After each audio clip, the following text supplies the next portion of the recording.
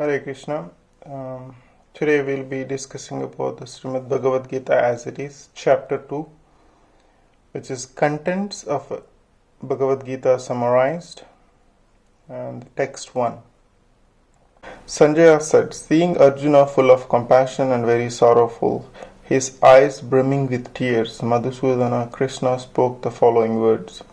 Material compassion, lamentation and tears are the signs of ignorance of a real self.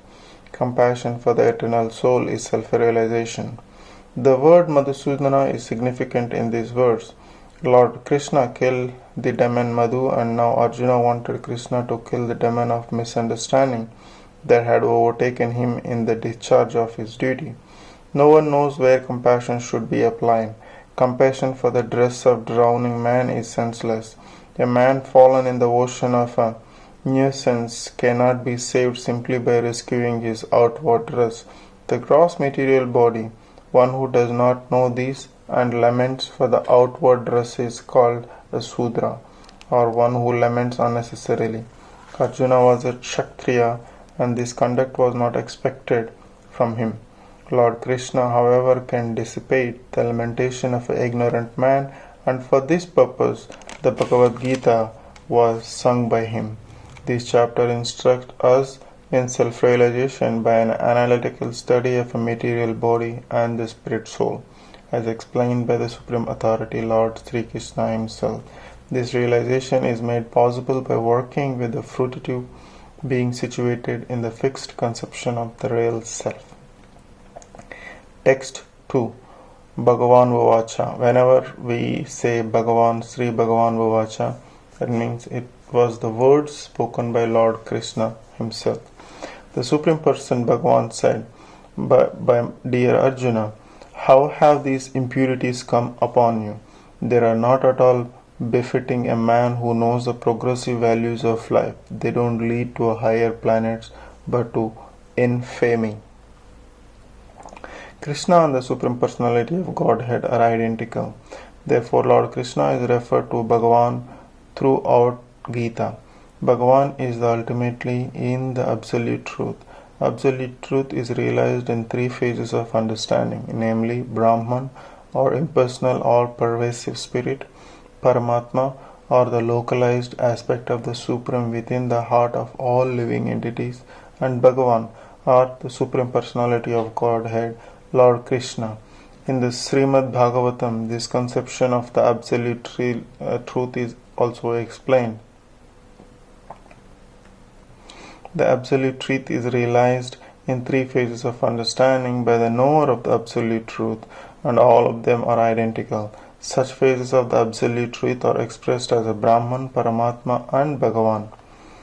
These three divine aspects can be explained by the example of the sun, which also has three different aspects, namely the sunshine, the sun surface, and the sun planet itself. One who studies the sunshine only is the preliminary student. One who understands the sun's surface is further advanced, and one who can enter into the sun planet is the highest. Ordinary students who are satisfied by simply understanding the sunshine, its universal pervasiveness, and the glaring effluence of its personal nature may be compared to the one who can realize only the Brahman feature of the Absolute Truth. The student have advanced still further can know the sun disk, which is compared to the knowledge of Paramatma, feature of the Absolute Truth. And the student who can enter into the here of the sun planet is compared to those who realize the personal features of the Absolute Supreme Truth. Therefore, the Bhaktas are the transcendentalists who have realized the Bhagavan feature of the Absolute Truth, are the topmost transcendentalists. Although all students who are engaged in study of the Absolute Truth are engaged in the same subject matter, the sunshine, the sun disk, and the inner affairs of the sun planet can't be separated from the one another, and yet the students of three different phases are not in the same category. The Sanskrit word Bhagavan is explained by the great authority Parasara Muni, the father of Vyasadeva, the Supreme Personality who possesses all riches, all strengths, all fame, all beauty, all knowledge, and all renunciation is called Bhagavan. There are many persons who are very rich, very powerful, very beautiful, very famous, very learned, and very much detached, but no one can claim that he possesses all the riches, all strength, etc. entirely. Only Krishna can claim this because he is the Supreme Personality of Godhead. No living entity, including Brahma, Lord Shiva, or Narayana, can possess opulences as fully as Krishna. Therefore, it is concluded in Brahma Samhita, Lord Brahma himself, that Lord Krishna is the Supreme Personality of Godhead. No one is equal or above him. He is the primeval Lord or Bhagavan known as Govinda, and he is the supreme cause of all causes. There are many personalities.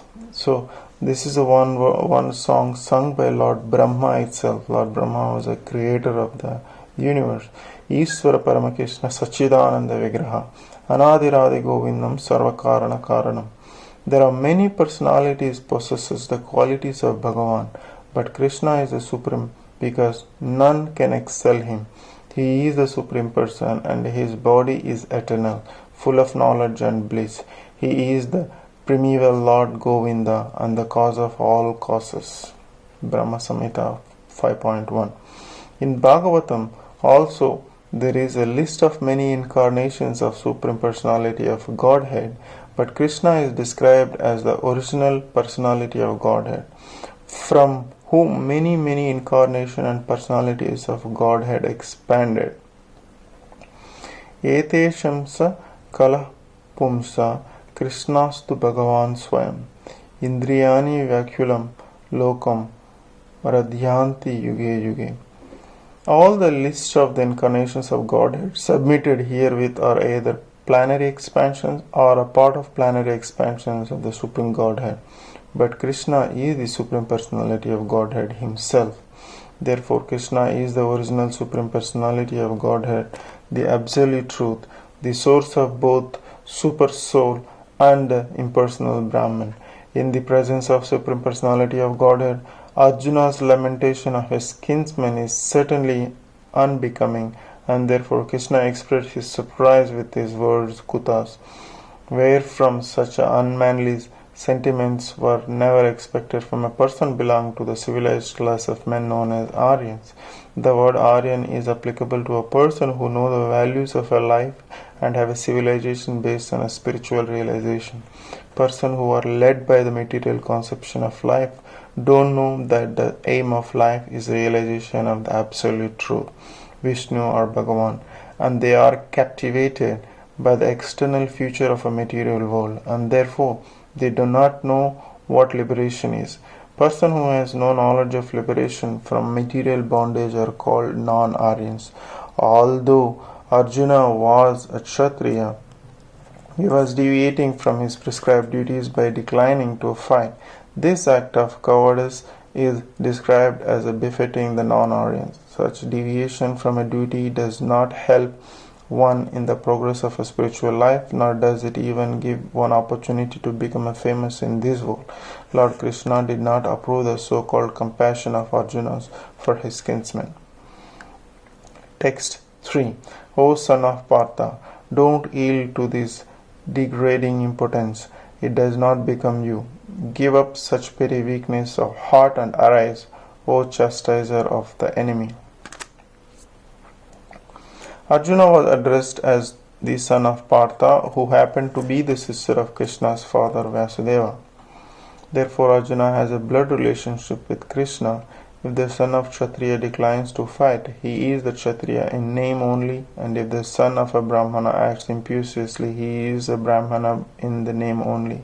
Such Kshatriyas and Brahmanas are unworthy sons of their fathers. Therefore, Krishna did not want Arjuna to become an unworthy son of Kshatriya. Arjuna was the most intimate friend of Krishna, and Krishna was directly guiding him on the chariot. But in spite of all these credits, if Arjuna abandoned the battle, he would be committing an infamous act. Therefore, Krishna says that such an attitude in Arjuna did not fit his personality. Arjuna might argue that he would give up the battle on the grounds of his magnanimous attitude for the most respectable Bhishma, and his relatives, but Krishna considered that sort of magnanimity not approved by authority. Therefore, such magnanimity, or so-called non-violence, should be given up by the persons like Arjuna under the direct guidance of Lord Krishna. Text 4. Arjuna Uvacha. Arjuna said, O killer of Madhu, how can I counterattack with arrows in battle men like Bhishma and Drona who are worthy of my worship? Respectable superiors like Bhishma and grandfather and Dronacharya, the teacher, are always worshipable. Even if they attack, they should not be counterattacked. It is general etiquette that the superiors are not to be offered even a verbal fight. Even if they are sometimes harsh in behavior, they should not be harshly treated. Then how is it possible for Arjuna to counterattack them? Would Krishna ever attack his own grandfather Ugrasena or his teacher Sandeepa Muni? These are some of the arguments asked by Arjuna to Krishna. That ends the explanation of Bhagavad-Gita chapter 2, text 4. Thank you very much. Keep listening. See you soon.